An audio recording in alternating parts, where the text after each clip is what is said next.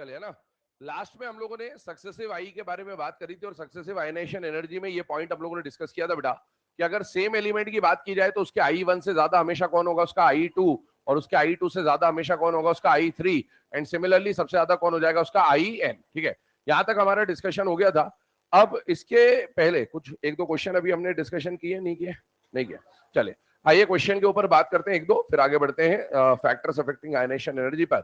सबसे पहले यहां पर क्वेश्चन जो है लिखिएगा, पहला question, which of the following equation represents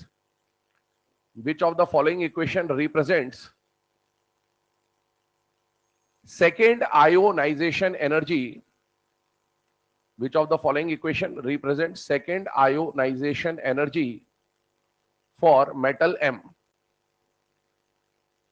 second ionization energy for metal M।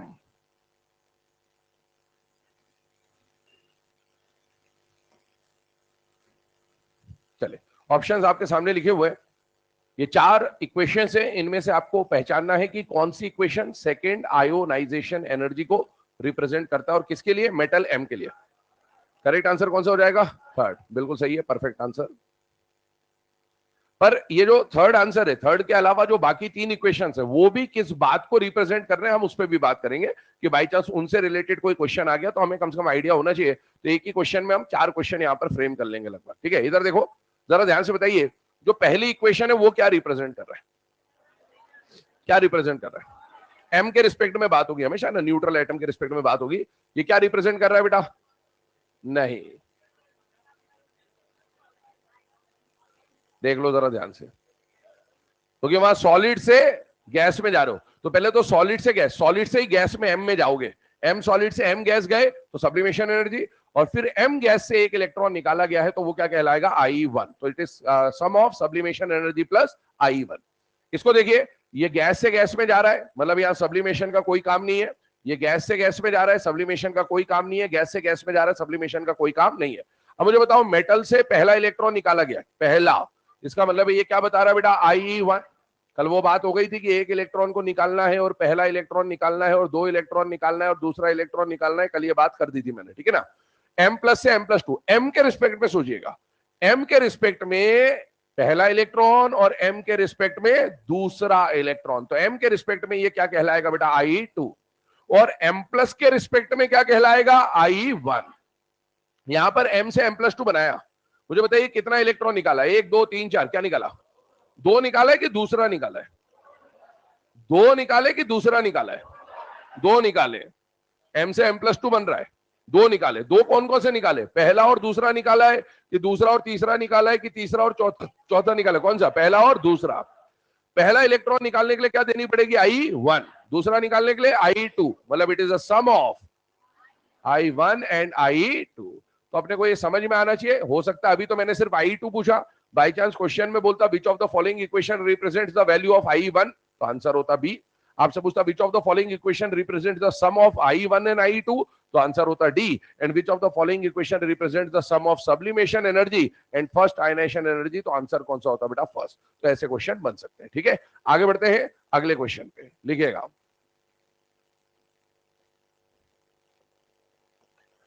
in which of the following equation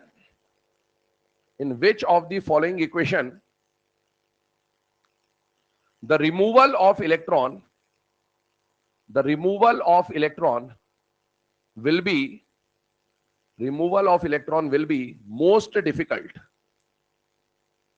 removal of electron will be most difficult, removal of electron will be most difficult।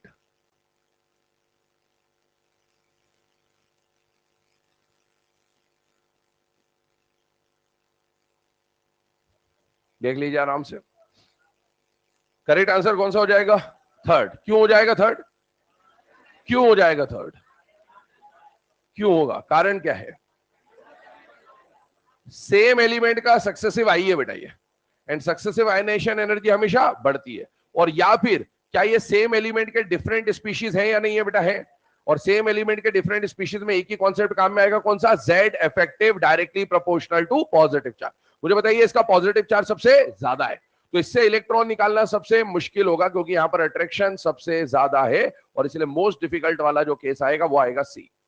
आपसे पूछता in which of the following equation removal of electron is most easy, first, और order बोलता है difficulty level का, तो ए से ज्यादा B, B से ज्यादा सी। चलिए आगे बढ़ते हैं अगले क्वेश्चन पे। इसी पैटर्न पे और क्या क्वेश्चन फ्रेम हो सकता है अभी तक जो पढ़ा उसके ऊपर लिखिएगा क्वेश्चन।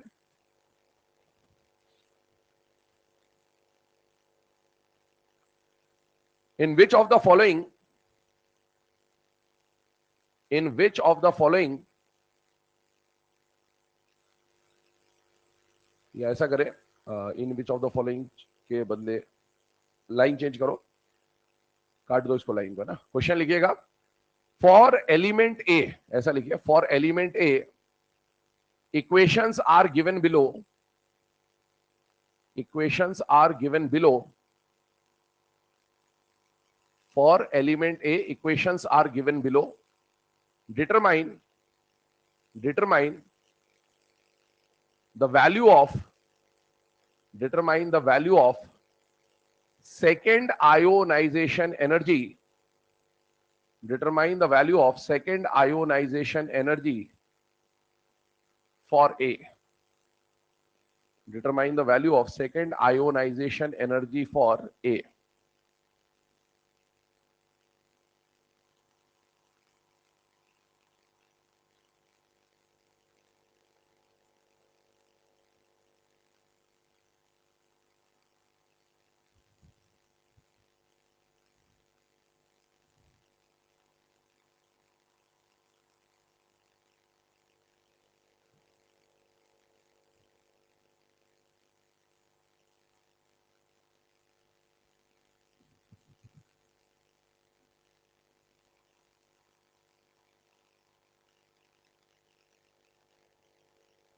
अच्छा मुझे बताइए पहली वाली इक्वेशन क्या बता रही है? आई 1 2 3 4 5 6 7 8 9 10 1 2 3 4 क्या बता रहा है?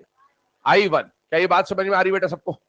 अच्छा आई 1 का वैल्यू कितना दे रखा है? ये दे तो रखा है आपको भाई, ए से ए प्लस बनाने के लिए जो एनर्जी का चेंज आया वो कितना है? 150। मतलब आई 1 का वैल्यू कितना हो गया? 150। अब अपने को आई 1 का वैल्यू पता चल गया 150 है, ठीक है। इसके बाद बताइए मुझे यहां पर ये जो इक्वेशन है क्या रिप्रेजेंट कर रहा है? आई 1 या आई 2 या आई 1 प्लस 2, या क्या बता रहा है? आई 1 प्लस 2 है ये। अरे यही वाली तो इक्वेशन है। इसमें से दो इलेक्ट्रॉन इकट्ठे निकल रहे हैं और वो भी पहला और दूसरा निकल रहा है, इसलिए आई 1 प्लस आई 2 को रिप्रेजेंट कर रहा है बेटा। और आई 1 प्लस 2 का वैल्यू कितना है? 500। तो आई 1 प्लस आई 2 का वैल्यू आपको दे रखा है 500। अब मुझे बताओ इन दोनों को अगर आप सॉल्व करके आई 2 निकालना है तो मुझे बताइए इन दोनों को क्या करना पड़ेगा? सब्ट्रैक्ट करना पड़ेगा, और सब्ट्रैक्ट करोगे तो वैल्यू कितना आ जाएगा? 350। और इसमें एक और बात नोटिस करिएगा कि सेम एलिमेंट के लिए आई 1 से ज्यादा वैल्यू किसकी आएगी? आई 2 की। तो आप देख सकते हो अगर आई 1 150 है तो आई 2 कितना आ रहा है बेटा? उससे ज्यादा ही आ रहा है, जो भी आ रहा है उससे ज्यादा ही आ रहा है। 350 is the answer.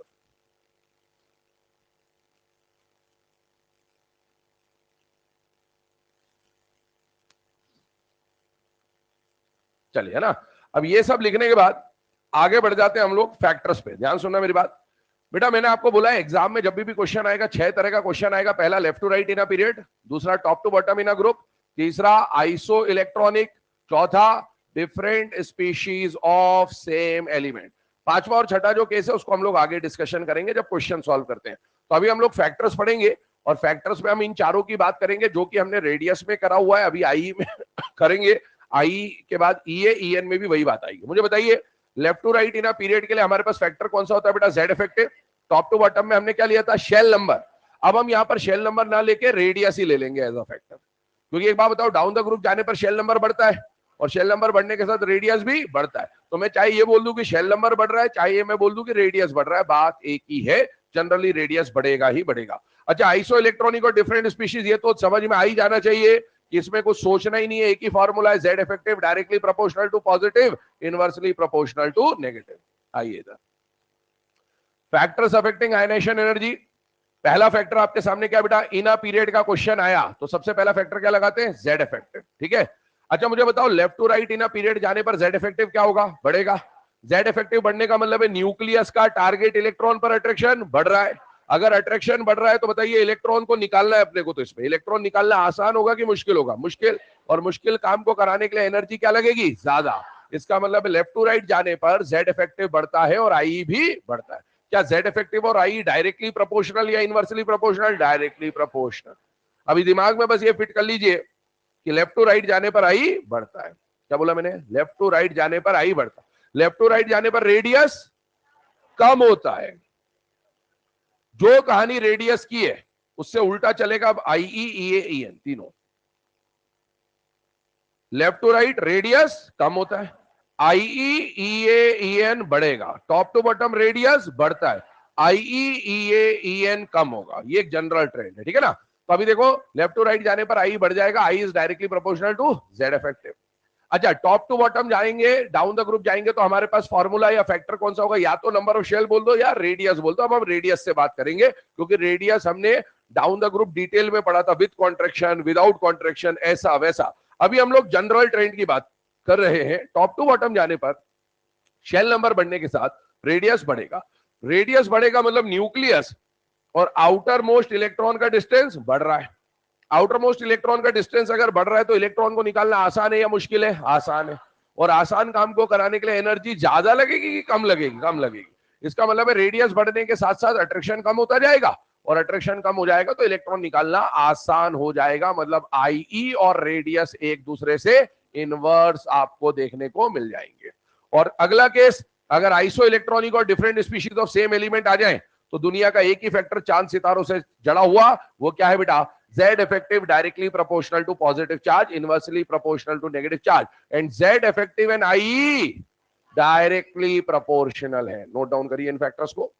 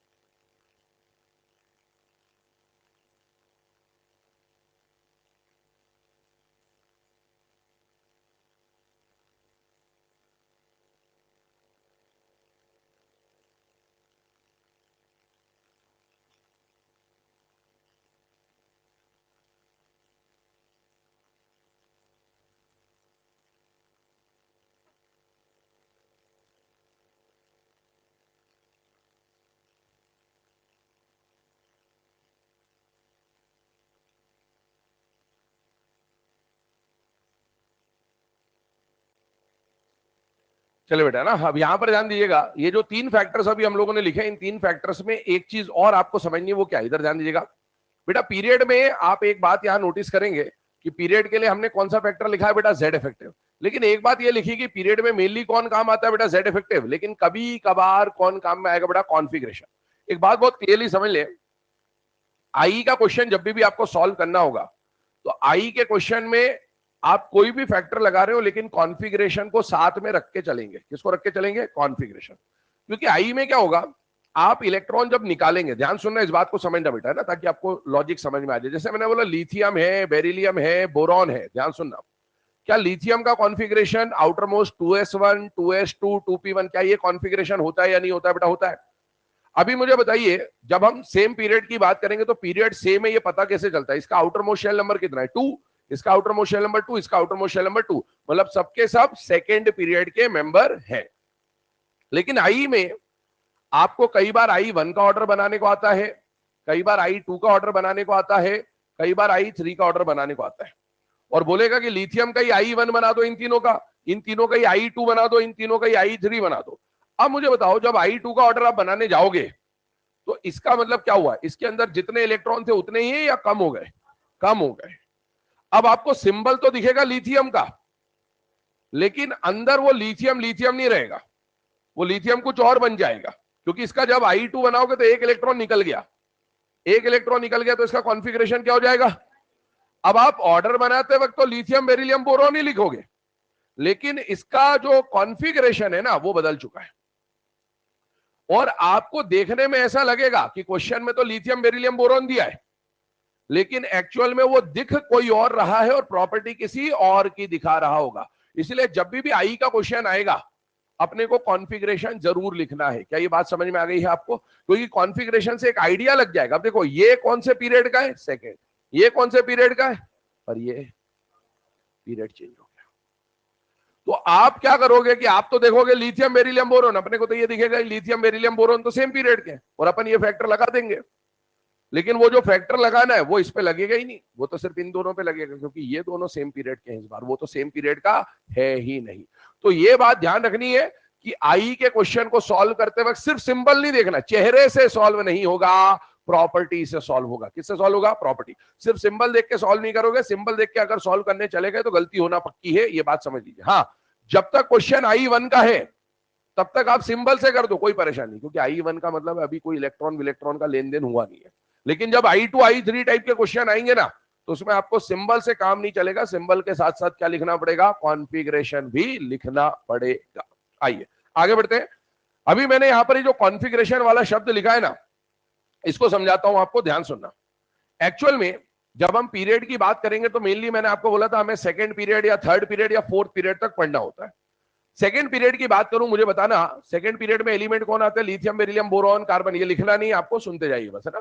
Nitrogen oxygen fluorine neon, ये एलिमेंट्स आते हैं।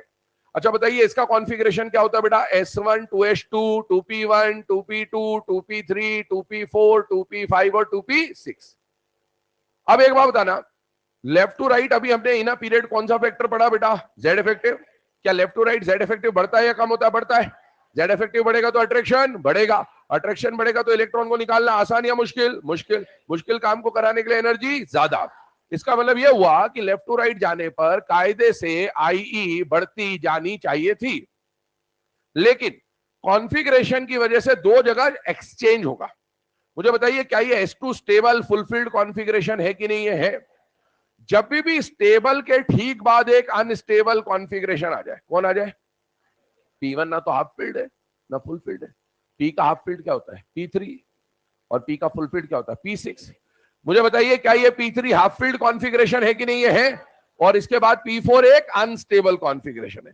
जब भी एक स्टेबल के ठीक बाद एक अनस्टेबल, जब भी एक स्टेबल के बाद ठीक बाद एक अनस्टेबल, तो इसमें आई का ऑर्डर क्या हो जाएगा? एक्सचेंज हो जाएगा। आई का ऑर्डर क्या हो जाएगा? एक्सचेंज हो जाएगा। ध्यान सुनना, सिंबल मत याद कर लेना।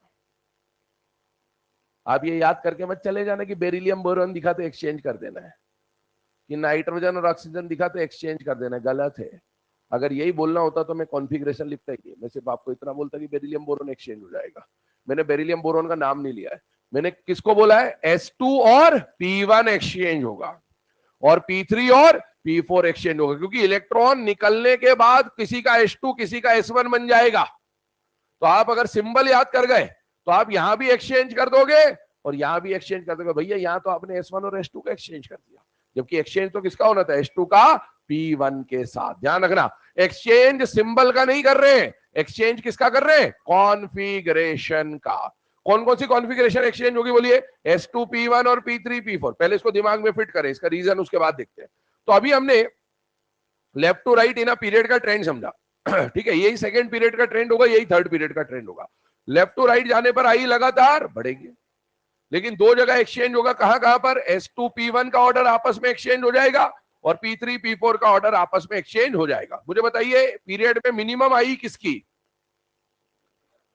सिंबल मत बताओ, सिंबल मत बताओ, मुझे कॉन्फ़िगरेशन बताओ। कौन? क्या 2s1 ये s1 कॉन्फ़िगरेशन है कि नहीं है? क्या इसको मैं ns1 कॉन्फ़िगरेशन से मैच कर सकता हूं? क्या ns1 अल्कली मेटल की कॉन्फ़िगरेशन होती है? तो मुझे बताइए किसी भी पीरियड में मिनिमम आई किसकी होगी? अल्कली मेटल की या अल्कली मेटल कॉन्फ़िगरेशन की? अल्कली मेटल की या कॉन्फ़िगरेशन की? सारा खेल आई में किसका चलेगा? कॉन्फ़िगरेशन का। शकल पे नहीं जाना है, सिंबल पे नहीं जाना है, प्रॉपर्टी से सॉल्व करना है। मुझे बताइए किसी भी पीरियड में मैक्सिमम आई किसकी? किसकी? P6 की। क्या ये नोबल गैस है या नोबल गैस का कॉन्फ़िगरेशन है? तो पीरियड में minimum I alkali metal, period में maximum I inert gas configuration. Period में minimum I alkali metal configuration और पीरियड में मैक्सिमम आई, ठीक है आगे सुनना। अच्छा मुझे बताओ किसी भी पीरियड में, फर्स्ट पीरियड में मैक्सिमम आई किसकी होगी? Nobel gas configuration. First period की नोबल गैस कौन होगी? हीलियम। हीलियम का कॉन्फ़िगरेशन क्या है? 1s2। सेकंड पीरियड का मैक्सिमम आई नियॉन, नियॉन का कॉन्फ़िगरेशन 2p6। थर्ड पीरियड का maximum I 3p6। Fourth period का 4p6। फिफ्थ पीरियड का 5p6। सिक्स पीरियड का 6p6। और डाउन द ग्रुप जाने पर आई बढ़ेगा कि कम होगा? कम होगा। मतलब इन सब में से सबसे ज्यादा आई इसकी। इसका मतलब है अपने पीरियड में इसकी सबसे ज्यादा, अपने पीरियड में इसकी सबसे ज्यादा, और इन सब में सबसे ज्यादा इसकी। मतलब पूरे पीरियोडिक टेबल में सबसे ज्यादा आई अगर किसी की है तो वो किसकी है? इस कॉन्फ़िगरेशन की। 1s2 कॉन्फ़िगरेशन अगर किसी के भी साथ दिख जाए तो उसकी आई पूरे पीरियोडिक टेबल में क्या हो जाएगी? सबसे ज्यादा। ये बाद में लिखेंगे, समझा भी दिया आपको। आगे आइए इस बात पे। अब देखो एक ट्रेंड दिमाग में फिट करिएगा कि लेफ्ट टू राइट जाने पर आई बढ़ रही है। दो जगह एक्सचेंज होगा, कहां कहां पर? S2P1 और P3P4। अच्छा एक बात और आएगी कि S2 का एक्सचेंज सिर्फ और सिर्फ P1 से ही करना है, P3 का एक्सचेंज सिर्फ और सिर्फ P4 से ही करना है। क्यों सर ऐसा? यहां पर बोलो, आपने क्या बोला था? स्टेबल है और ये अनस्टेबल है। मान लो एग्जाम में P1 ऑप्शन में ही नहीं है, जैसे अभी बेरिलियम और बोरॉन दे दिया, एग्जाम में बेरिलियम और बोरॉन के बदले बेरिलियम और कार्बन दे दिया, बोरॉन दिया ही नहीं। हो सकता है ना कोई एलिमेंट बीच का ना दे, तो आपको H2 और P2 दे दिया। तो अब आप वहां ये दिमाग मत लगाना कि सर H2 स्टेबल और P2 अनस्टेबल, और एक स्टेबल और अनस्टेबल में से स्टेबल की आई ज्यादा। नहीं, ये गलत हो जाएगा। चेंज सिर्फ एक के बाद एक आने वाली एडजेसेंट कॉन्फ़िगरेशन में होगा। S2 का एक्सचेंज सिर्फ P1 से होगा। P1 दिया है तो एक्सचेंज कर देना, P1 नहीं दिया है तो एक्सचेंज मत करना, वरना डायरेक्ट ऑर्डर तो क्या बनता है? लेफ्ट टू राइट जाने पर आई बढ़ेगा। पर ऐसा क्यों है कि सर इसके साथ तो एक्सचेंज हो रहा है लेकिन इसके साथ एक्सचेंज नहीं हो रहा है? ऐसा क्यों है? उसका कारण अभी समझेंगे हम लोग। P3 का एक्सचेंज किससे कराना है? P4। अगर मान लो P3 P4 P5 दिया है तो ऑर्डर ऐसा हो जाएगा, लेकिन मान लो P4 दिया ही नहीं है तो P3 का P5 से एक्सचेंज नहीं होगा। लेफ्ट टू राइट जाने पर आई बढ़ता है, आई बढ़ेगा। P3 का एक्सचेंज सिर्फ P4 से और S2 का एक्सचेंज सिर्फ P1 से। गिवन है एक्सचेंज करेंगे, नहीं गिवन है एक्सचेंज नहीं करेंगे। अब सुनिएगा आगे की बात। बेटा एक बात समझिएगा, पहले अपन इनके रीजंस को समझते हैं कि क्यों P3 P4 में एक्सचेंज होता है और क्यों S2 P1 में एक्सचेंज होता है। उसके रीजंस को समझेंगे फैक्टर के फॉर्म में। पहले P3 P4 पे बात होगी। आइए इधर आप देखिए, तीन फैक्टर आप लिख चुके हैं, चौथा फैक्टर हम लोग कौन सा ले रहे हैं बेटा? कॉन्फ़िगरेशन वाला। मैंने बोला दो जगह एक्सचेंज होंगे कॉन्फ़िगरेशंस में, एक तो S2 P1 में और एक P3 P4 में। सबसे पहले कॉन्फ़िगरेशन दो तरह की होती है, स्टेबल और अनस्टेबल। अनस्टेबल की बात नहीं कर रहे हैं, वो तो समझ में आ ही जाएगा। पहले स्टेबल की बात करते हैं। स्टेबल कॉन्फ़िगरेशन में दो चीजें इंक्लूड होती है, एक तो हाफ फिल्ड और एक फुल फिल्ड। बेटा हाफ फिल्ड कॉन्फ़िगरेशन याद करो, 4 सबशेल होते हैं अपने पास SPDF। इसमें कितना डब्बा होता है? 1। इसमें कितना डब्बा होता है? 3। इसमें कितना डब्बा होता है? 5। और उसमें कितना डब्बा होता है? 7। जितने डब्बे, हर डब्बे में अगर एक एक इलेक्ट्रॉन है, मतलब S1 P3 D5 F7, तो इसको क्या बोलते हैं? Half filled. और अगर हर डब्बे में दो दो इलेक्ट्रॉन हो, S2 P6 D10 F14, तो इसको क्या बोलते हैं बेटा? Full field. तो आप देखो दो तरह के कॉन्फ़िगरेशन है आपके सामने, एक तो हाफ फील्ड स्टेबल कॉन्फ़िगरेशन और एक फुल फील्ड स्टेबल कॉन्फ़िगरेशन। और हाफ फील्ड में कौन आएगा? S1 P3 D5 S7, मतलब सब आधे आधे भरे हुए और सब में दो दो इलेक्ट्रॉन आ जाए तो क्या हो जाएगा? Full field. अब एक बात समझेंगे यहां पर, जबरदस्त बात, वो क्या है? सबसे पहली बात, ये जो हाफ फील्ड और फुल फील्ड की बात अभी अपन ने करी है, इसमें आपके सामने कुछ कॉन्फ़िगरेशन लिखे हुए हैं। इन कॉन्फ़िगरेशंस में से जो S1 है ना, उसको हाफ फील्ड कंसीडर नहीं करते। S1 देखने में आपको हाफ फील्ड दिखेगा, लेकिन S1 is not a half field stable configuration. बहुत जरूरी बात है। सिलेबस में कभी भी मैं अगर आपको बोलूं कि क्या S1 स्टेबल है या अनस्टेबल है, तो S1 स्टेबल नहीं है, यह बात पता होनी चाहिए। सर दिख तो हाफ फील्ड रहा, क्या है इसमें दिक्कत? क्या है? हाफ फील्ड क्यों नहीं है? स्टेबल क्यों नहीं है? ये ध्यान सुनना, हाफ फील्ड स्टेबल होने के लिए जरूरी बात क्या है? ये S बनाया, ये P बनाया और ये D बनाया। ध्यान सुनना, हाफ फील्ड, फुल फील्ड में प्रॉब्लम नहीं है, हाफ फील्ड की बात समझिएगा। ये अपन ने एसपीडी बना दिया, एफ नहीं बना रहा हूं, इससे समझ लेंगे बेटा। देखने में तीनों हाफ फील्ड दिख रहे हैं, लेकिन हाफ फील्ड स्टेबल पता है कब माना जाता है? उसके लिए दो बातें देखनी होती है। पहला तो आधे भरे हो, बिल्कुल सही है। दूसरी बात, एक्सचेंज पॉसिबल हो। क्या पॉसिबल हो? एटॉमिक स्ट्रक्चर चैप्टर में एनसीईआरटी के आखिरी पेज पे एक डायग्राम बना हुआ है। वो डायग्राम क्या? एक बात बताओ, ये तीनों जो डब्बे पीएक्स पीवाई पीजेड, ये आपस में तीनों डीजनरेट ऑर्बिटल होते कि नहीं होते बेटा? होते हैं। डीजनरेट ऑर्बिटल का मतलब क्या होता है? जिन डब्बों की एनर्जी बराबर, पी के तीनों डब्बों की एनर्जी आपस में बराबर होती है और डी के पांचों डब्बों की एनर्जी आपस में बराबर होती है। अब मुझे बताओ, इस इलेक्ट्रॉन को मैं इससे भी बदल सकता हूं, इससे भी बदल सकता हूं और इसको इससे भी बदल सकता हूं, क्योंकि इनकी एनर्जी बराबर है ना। तो इसको मैं यहां से उठा के यहां रख दूं, चाहे यहां से उठा के यहां रख दूं या इसको यहां रख दूं, कोई फर्क नहीं पड़ता, क्योंकि सबकी एनर्जी आपस में क्या है? बराबर। यहां पर ये आधे भरे भी है और एक्सचेंज पॉसिबल है, इसीलिए इसको क्या मानेंगे? स्टेबल। यहां पर आइए, आधे आधे भरे भी है और इसको इससे, इसको इससे, इसको इससे, इसको इससे बदल सकता हूं या इसको इससे, इससे, इससे बदल सकता हूं। इनको ऐसे आपस में एक्सचेंज किया जा सकता है। अगर आप हाफ फील्ड भरा हो और एक्सचेंज पॉसिबल हो, तो ऐसी कंडीशन को आप क्या मानते हैं बेटा? स्टेबल। सर एक्सचेंज होने से क्या हो जाएगा? एक्सचेंज होने से क्या होता है कि जब आप एक्सचेंज करते हैं ना, तो इलेक्ट्रॉन को इधर से उधर जाने पर कुछ एनर्जी लॉस करनी पड़ेगी और उस एनर्जी लॉस से इंटरनल एनर्जी कम हो जाएगी और एनर्जी कम हो जाएगी तो स्टेबिलिटी बढ़ जाएगी। और इसीलिए जहां एक्सचेंज होगा ना, वहां स्टेबल मानेंगे। इसके अंदर आधा तो भरा हुआ है, लेकिन एक्सचेंज करोगे किससे? इसके बराबर एनर्जी का तो कोई डब्बा है ही नहीं। और इसीलिए S1 को हाफ फील्ड में कभी भी कंसिडर नहीं किया जाएगा, ये बात समझ लेना। अब देखो, पहले तो एक काम करें, कॉन्फ़िगरेशन के अंदर बात समझिएगा। स्टेबल इतना लिख लो, ये जो ऊपर लिखा हुआ है हाफ फील्ड फुल फील्ड, इसको लिख लो पहले सिर्फ।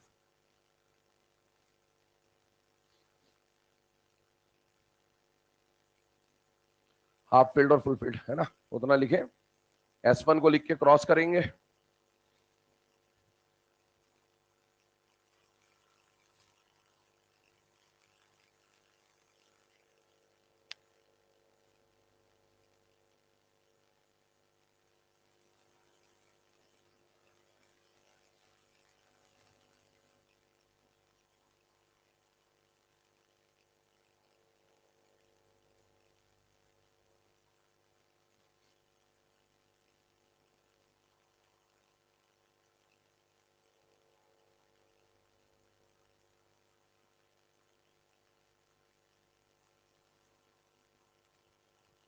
ठीक है। S1 को क्रॉस कर लेंगे और S1 को क्रॉस करके साइड पे लिख लेंगे, है ना, कि इसमें एक्सचेंज पॉसिबल नहीं है, therefore not considered a stable configuration.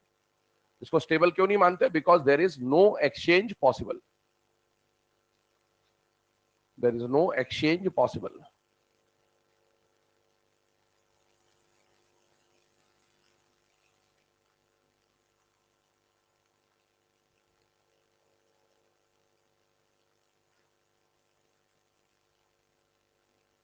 चलिए ना, अब इसके बाद आगे बढ़ते हैं। तो यहां पर अभी हम लोगों ने ये समझा कि stable half field, stable full field configuration किसे माना जाता है और किसे नहीं माना जाता है। अब आगे बढ़ते हैं। मैंने आपको बोला था दो जगह एक्सचेंज होते हैं, S2P1 और P3P4 में। आइए उसमें से पहले हम लोग किसके बारे में डिस्कशन कर रहे हैं बेटा? P3P4। ये बात बताओ, क्या ये P3, इधर देखना ध्यान से, क्या ये जो P3 कॉन्फ़िगरेशन है बेटा, ये हाफ फील्ड स्टेबल कॉन्फ़िगरेशन है या नहीं है बेटा? है ना। P3 की अगर मैं बात करूं तो P3 कैसी कॉन्फ़िगरेशन है बेटा? हाफ फील्ड स्टेबल कॉन्फ़िगरेशन है। अब एक बात ध्यान सुनना, अगर आप P3 और P4 को कंपेयर कर रहे हो तो दो पैरामीटर्स पे इसको कंपेयर करेंगे। पहला पैरामीटर Z इफेक्टिव और दूसरा पैरामीटर स्टेबिलिटी। ध्यान सुनिएगा और ध्यान समझिएगा। अगर P3 और P4 को मैं Z इफेक्टिव पे कंपेयर करूं तो मुझे बताइए, क्या लेफ्ट टू राइट जाने पर इनका अरेंजमेंट वो लेफ्ट और ये राइट में आना चाहिए कि नहीं आना चाहिए? आना चाहिए। और लेफ्ट टू राइट जाने पर बताइए Z इफेक्टिव बढ़ता है या कम होता है बेटा? बढ़ता है। और Z इफेक्टिव बढ़ता है तो इसका Z इफेक्टिव क्या होना चाहिए? ज्यादा। तो ये ऐसा बोलता है कि जिसका Z इफेक्टिव ज्यादा उसका आई ज्यादा। तो कायदे से तो Z इफेक्टिव के बेसिस पे अगर अपन चले तो P4 का आई क्या होना चाहिए? ज्यादा। अब आते हैं स्टेबिलिटी के पैरामीटर पे। मुझे बताइए दोनों में से ज्यादा स्टेबल कौन है बेटा? तो स्टेबिलिटी के बेस पे ये बोलता है कि P3 का आई ज्यादा। जब भी ऐसी बात आ रही, ध्यान सुनना, ऐसी बात आ रही है, यहां से यहां जाने पर, P3 से P4 जाने पर Z इफेक्टिव कितनी बार बढ़ा होगा? एक बार। कितनी बार? जब भी Z इफेक्टिव एक बार बढ़ा है ना, तो उस केस में Z इफेक्टिव और स्टेबिलिटी में से स्टेबिलिटी डोमिनेट कर जाता है। कौन डोमिनेट कर जाता है? स्टेबिलिटी। कितनी बार में? एक बार Z इफेक्टिव बढ़ा। मान लो P3 और P5 लेता मैं यहीं पर Z इफेक्टिव पे, तो इसका Z इफेक्टिव ज्यादा होता और स्टेबिलिटी P3 और P5 में P3 का ज्यादा होता। लेकिन मुझे एक बात बताओ, यहां से यहां जाने पर Z इफेक्टिव कितनी बार बढ़ रहा है? दो बार। जब भी दो बार Z इफेक्टिव बढ़ा होगा तो फिर स्टेबिलिटी काम नहीं आएगा, फिर Z इफेक्टिव काम नहीं आएगा। और इसीलिए मैंने बोला था कि P3 का एक्सचेंज सिर्फ और सिर्फ एक्सचेंज पॉसिबल नहीं है। यहां पर S2 का एक्सचेंज सिर्फ किससे होगा? P1 से। क्योंकि यहां से यहां जाने पर Z इफेक्टिव कितनी बार बढ़ा? एक बार। एक बार बढ़े हुए Z इफेक्टिव पर स्टेबिलिटी ज्यादा डोमिनेट कर जाता है। लेकिन अगर S2 और P2 को लूंगा ना, तो Z इफेक्टिव दो बार बढ़ गया होगा, तब स्टेबिलिटी काम नहीं आएगी, स्टेबिलिटी की हवा निकल जाएगी, काम कौन आएगा? Z effective. तो ध्यान सुन लीजिए कि एक्सचेंज होगा तो सिर्फ S2 P1 में होगा और एक्सचेंज होगा तो सिर्फ P3 P4 में होगा। अब मुझे बताइए, ये तो हमने बात करी स्टेबिलिटी की, अब स्टेबिलिटी से हुआ क्या उसको समझ लेते हैं एक और तरीके से। ध्यान सुनिएगा बेटा, ये आ गया P3 और ये आ गया P4। मुझे बताइए ये शुरुआत में क्या है बेटा? स्टेबल। और ये क्या है बेटा? अनस्टेबल। अब मुझे बताओ, अपन टॉपिक जो पढ़ रहे हैं उसमें इलेक्ट्रॉन निकालना है या इलेक्ट्रॉन जोड़ना है? अभी इसके बाद ये भी पढ़ोगे, ये में इलेक्ट्रॉन जोड़ेंगे तो उसके रिस्पेक्ट में समझना। आप यहां पर इलेक्ट्रॉन निकालने वाले हो बेटा, ये स्टेबल है या अनस्टेबल है? ये स्टेबल है, ये अनस्टेबल है। अरे मैं बता रहा हूं, पूछ थोड़ी रहा हूं, मैं बोल रहा हूं ये स्टेबल है या अनस्टेबल है। ठीक है, हाँ कोई बात नहीं, चलता होता रहती है। ये आ गया P2, ये P3, ये इलेक्ट्रॉन निकाला तो क्या बन गया बेटा? P2। अब मुझे बताओ, ये स्टेबल था, ये क्या है? हाँ, अब बताना है, ठीक है। और ये क्या है? अनस्टेबल। और ये क्या है? अब मुझे बताओ, अगर ये इलेक्ट्रॉन लूज करके ये बन रहा है और ये इलेक्ट्रॉन लूज करके ये बन रहा है, मुझे बताइए कोई भी स्टेबल चीज अनस्टेबल होना चाहेगी कि नहीं होना चाहिए? नहीं होना चाहिए। मतलब ये इस, है ना, इस प्रोसेस को सपोर्ट नहीं करेगा। इसको बोलोगे कि ला इलेक्ट्रॉन दे दे, काय को दे दे? काय को दे दे? मेरी स्टेबिलिटी क्यों खराब करूंगा? मैं तो स्टेबल हूं, इलेक्ट्रॉन निकाल के अनस्टेबल तो नहीं होना चाहूंगा। और किसी चीज को अगर अनस्टेबल करना है तो बताइए, अनस्टेबल करने के लिए वो खुद तो इलेक्ट्रॉन दे नहीं रहा और आपको इलेक्ट्रॉन निकालना है। आपने थोड़ी सी एनर्जी बोली, ले ले ले ले, ले इलेक्ट्रॉन दे दे, काय को दे दे? स्टेबिलिटी क्यों खराब करे? फिर आप बोले ले ले थोड़ी सी और एनर्जी, ले ले इलेक्ट्रॉन, काय को दे दे? काय को स्टेबिलिटी खराब करे? तो ये इलेक्ट्रॉन निकालने के लिए एनर्जी क्या मांगेगा? ज्यादा, क्योंकि स्टेबिलिटी खराब नहीं करनी इसको। अच्छा मुझे बताइए, इसके ऊपर बात करते हैं। ये P4 क्या था और अभी बन क्या जाएगा? इसके पास कोई आया, बोले ले ले ले ले थोड़ी सी एनर्जी, ले ले इलेक्ट्रॉन दे दे, बोले ले ले ले ले ले, ले जा, तू तो एनर्जी दे रहा, बिना एनर्जी के भी दे देता मैं तो तेरे को इलेक्ट्रॉन। क्यों? क्योंकि मेरे को तो क्या मिल रही है? तो इसको मोक्ष की प्राप्ति हो रही है और इसको मोक्ष से वापस ला रहे हो, बोले जमीन में कलयुग में जाओ डंडे खाओ वापस से, है ना। तो ये क्या कर रहा है? ये अपना इलेक्ट्रॉन आसानी से लूज करने को तैयार है क्योंकि इसको स्टेबिलिटी मिल रही है। और इसको क्या मिलेगी? अनस्टेबिलिटी। ये इलेक्ट्रॉन आसानी से लूज करने को तैयार नहीं है। मुझे बताइए, क्या ये इलेक्ट्रॉन आसानी से लूज करेगा या मुश्किल से? मुश्किल से। मुश्किल काम को कराने के लिए एनर्जी क्या लगेगी? ज्यादा। ये अपना इलेक्ट्रॉन आसानी से लूज करने को तैयार होगा कि नहीं होगा? होगा। इसका मतलब है इसको एनर्जी क्या चाहिए? कम। अब देखो, दोनों बातें इसी बात को तो सपोर्ट कर रही है कि इसको चाहिए ज्यादा आयनेशन एनर्जी और इसको चाहिए कम आयनाइजेशन एनर्जी, इसी को हम लोग क्या बोल रहे हैं कि P3 P4 में क्या हो जाएगा, एक्सचेंज हो जाएगा, कि P3 की आयनाइजेशन एनर्जी क्या मिल जाएगी, ज्यादा, और P4 की आयनाइजेशन एनर्जी क्या मिल जाएगी, कम। अच्छा, आपको सिलेबस में मैंने बोला है पीरियड का जब भी क्वेश्चन आएगा तो कौन से पीरियड तक आएगा, सेकंड पीरियड का या थर्ड पीरियड का, ज्यादा से ज्यादा तो फोर्थ पीरियड तक ये बात हमेशा लागू हो जाएगी, कोई परेशानी नहीं है। जब भी left to right in a period का क्वेश्चन आए, लगातार लेफ्ट टू राइट जाने पर आई बढ़ेगा, लेकिन P3 P4 आने पर एक्सचेंज होगा। S2 P1 इसके बाद समझेंगे, पहले P3 P4 समझा। मुझे बताइए P3 का मतलब क्या हुआ, P ब्लॉक का group number third, P block का पहला ग्रुप 13, दूसरा ग्रुप 14, तीसरा ग्रुप 15, मतलब ये ग्रुप 15 के बारे में बात हो रही है, और ये P ब्लॉक के ग्रुप नंबर 4 मतलब ग्रुप नंबर 16 के बारे में बात हो रही है। बेटा ग्रुप 15 के मेंबर नहीं पढ़ना ऐसा सब्जेक्ट बायो, ओल्ड स्टाइल से टीपो, लेकिन अपने को फोर्थ पीरियड तक ही समझना है, इसलिए अपन ने फोर्थ पीरियड तक के एलिमेंट लिख दिए। मुझे बताइए लेफ्ट टू राइट जाने पर जनरली आई क्या होनी चाहिए थी, बढ़नी चाहिए थी, लेकिन अगर सेम पीरियड का P3 P4 आया तो बेटा P3 P4 में से ज्यादा आई किसकी हो जाएगी, P3 P3 P3, ये ऑर्डर बन के आ जाएगा आयोनाइजेशन एनर्जी के लिए। आपसे एग्जाम में कभी क्वेश्चन पूछा कि first ionisation energy of nitrogen, अभी अपन ने न्यूट्रल फॉर्म में ले रखा है, मतलब फर्स्ट आई की बात चल रही है, first ionisation energy of nitrogen is greater than oxygen, बताइए बात सही है या गलत है, बेटा सही बात है। ठीक है, तो पहले काम करें, ये ऑर्डर जो लिखा हुआ है इसको छापे, आगे बढ़ते हैं।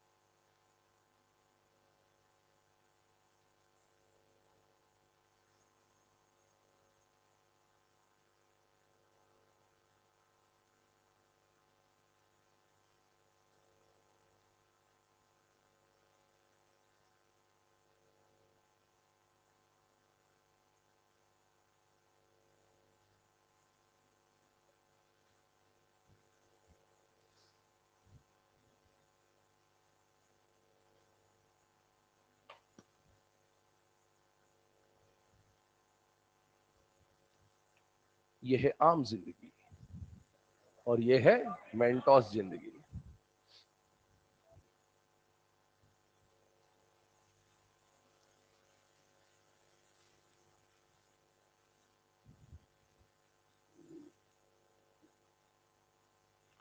कंपटीशन में एक एक मार्क मैटर करेगा आपका।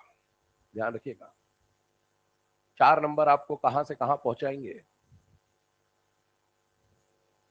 कभी तो आएगा जीवन में ये क्वेश्चन, आज तक नहीं आया है पर कभी तो आएगा, और जब आएगा तब आना चाहिए अपने को कि क्या लिखा हुआ है एनसीईआरटी में, ठीक है ना।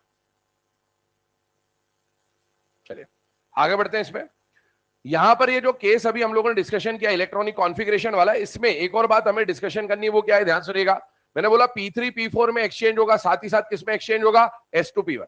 जरा S2P1 को स्टेबिलिटी के नजरिए से देखें तो बेटा क्या बताइए, S2 स्टेबल है या अनस्टेबल है? बेटा स्टेबल, और P1 क्या है, अनस्टेबल। अब मुझे बताओ इसमें से अगर आप इलेक्ट्रॉन निकालोगे तो ये क्या बन जाएगा, S1। तो स्टेबल से क्या बन जाएगा, अनस्टेबल, S1 अनस्टेबल, याद रखिएगा। और इसमें से इलेक्ट्रॉन निकालोगे तो क्या बनेगा, S2। इसको स्टेबल से अनस्टेबल बना रहे हो और इसको अनस्टेबल से स्टेबल बना रहे हो, दोनों में से कौन सा प्रोसेस जल्दी होना चाहेगा, अनस्टेबल से स्टेबल वाला।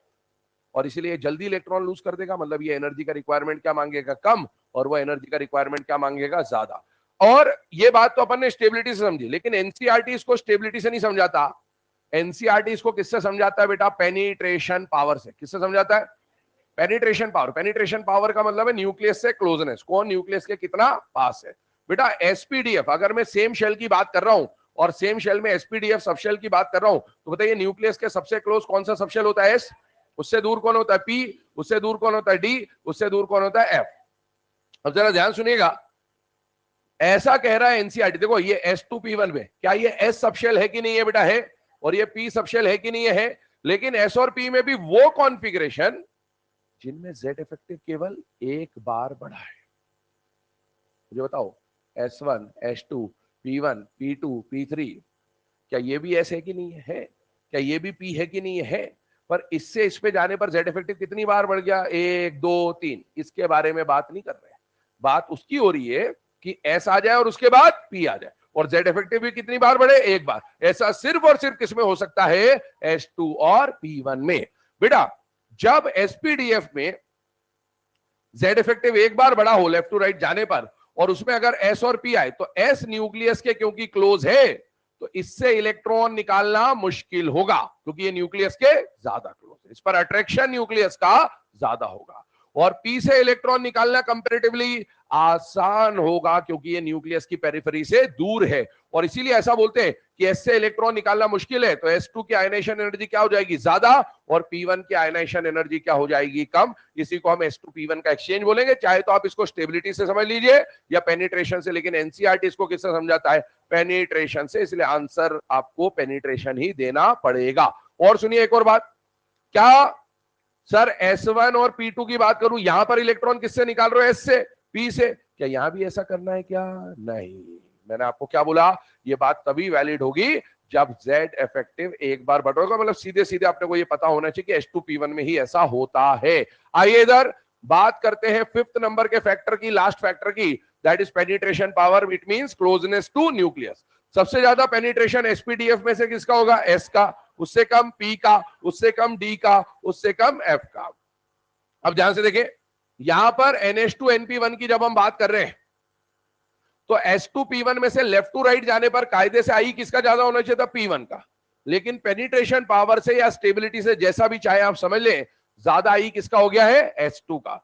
ये बात भी कब तक वैलिड है बेटा, 4th पीरियड। जैसा पिछला P3 P4 का एक्सचेंज 4th पीरियड तक वैलिड था, वैसे ये S2P1 का एक्सचेंज भी कहां तक वैलिड है बेटा, 4th पीरियड तक। और आपको एग्जाम में क्वेश्चन भी अगर इन पीरियड का आएगा तो 4th पीरियड तक आएगा, मतलब आपके लिए तो हमेशा ही वैलिड है। अब मुझे बताओ S2 का मतलब है S ब्लॉक का ग्रुप नंबर 2, ये आ गया ग्रुप 2, जिनका कॉन्फ़िगरेशन NH2 होता है। और P1 का मतलब है P ब्लॉक का पहला ग्रुप, और P ब्लॉक का पहला ग्रुप कौन होता है बेटा, ग्रुप नंबर 13। इनका कॉन्फ़िगरेशन NH2 है, इनका कॉन्फ़िगरेशन NP1 है। बेटा ये कौन से पीरियड के एलिमेंट है, सेकंड। ये कौन से पीरियड के एलिमेंट है, थर्ड। और ये कौन से पीरियड के एलिमेंट है बेटा, फोर्थ। क्योंकि हम 4th पीरियड तक की बात करनी है हमें, तो उस पर बात कर रहे हैं। मुझे बताइए यहां पर जो बेरिलियम है, बेरिलियम का कॉन्फ़िगरेशन क्या होगा बेटा, 2s2, ये हो जाएगा 3s2, ये हो जाएगा 4s2। इसका कॉन्फ़िगरेशन 2p1, 3p1 और 4p1। बेटा S2P1 में से फोर्थ पीरियड तक S2P1 में एक्सचेंज होने की वजह से ज्यादा आई किसकी मिलेगी? S2 की। तो ये बात हमने यहां पर समझ ली कि S2P1 में से किसकी ज्यादा आई होगी बेटा? S2 की। इधर आइए एक और बात समझे, इसको ध्यान से देखिएगा और ध्यान समझिएगा। S2P1 में जब एक्सचेंज होता है ना, तो वो ग्रुप 1 S ब्लॉक और P ब्लॉक में तो हो रहा है, लेकिन ये बात D ब्लॉक में भी वैलिड है। एक बात समझना, ग्रुप 12, कौन सा ग्रुप? जिंदगी कबाड़ा हो गई। अच्छा मुझे बताइए जिंक का कॉन्फ़िगरेशन क्या होता था लास्ट में? 4s2 3d10, रीअरेंज कर दिया मैंने। इसका कॉन्फ़िगरेशन होता था 5s2 4d10 और इसका कॉन्फ़िगरेशन होता था 6s2 5d10। इलेक्ट्रॉन लास्ट आया इसमें है, लेकिन आप जो प्रोसेस पढ़ रहे हो वो रिमूवल ऑफ इलेक्ट्रॉन का है। मुझे बताइए इलेक्ट्रॉन लास्ट में अगर निकालना है, जिंक में से इलेक्ट्रॉन निकालना है, तो 3d से निकलेगा कि 4s से निकलेगा? कहां से निकलता है इलेक्ट्रॉन? इनर शेल से या आउटर मोस्ट से? 3 और 4 में से आउटर मोस्ट कौन है? 4। 4 और 5 में से 5, 5 और 6 में से 6। इसमें से इलेक्ट्रॉन निकालोगे। क्या ये कॉन्फ़िगरेशन NS2 टाइप की दिख रही है आपको? हाँ। इसका मतलब जो ग्रुप नंबर 12 होता है ना, जब आप आई की बात करते हो तो उसमें से भी जो इलेक्ट्रॉन निकाला जाएगा वो NS2 में से निकाला जाएगा। कहां से निकाला जाएगा? NS2। और हम लोग कंपैरिजन किसका कर रहे हैं? NS2 NP1 का। तो उस कंपैरिजन में ग्रुप 12 भी आएगा। ये तो आएगा ही आएगा, ये भी आएगा। और NS2 NP1 कौन है बेटा? ग्रुप 13 है ये। अब मुझे बताओ हमें ये कहां तक पढ़ना है? 4 पीरियड तक। अच्छा डी ब्लॉक में पहला दूसरा तीसरा पीरियड तो सन्नाटा होता है, तो वो तो लिखेंगे ही नहीं, सीधे 4 पीरियड पे आ जाते हैं। 4 पीरियड में कौन सी सीरीज आएगी? 3D। ये याद करो, जिंक जो है ये 4 पीरियड का मेंबर है, गैलियम भी 4 पीरियड का मेंबर है। इसका कॉन्फ़िगरेशन अगर मैं लिखूं तो आउटर मोस्ट शेल का क्या हो जाएगा? 4s2 3d10। इलेक्ट्रॉन यहां से निकलेगा और इसका कॉन्फ़िगरेशन क्या हो जाएगा? 4p1। और क्या ये S2P1 में से S2 का आई ज्यादा होगा? ये 4 पीरियड तक ऑलवेज वैलिड है कि नहीं है बेटा? है। मतलब जिंक का आई क्या हो जाएगा? ज्यादा as compared to gallium. Note कर लें इस बात को।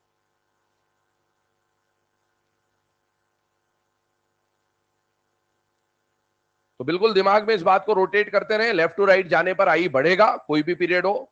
और दो जगह एक्सचेंजेस आपको देखने को मिलेंगे।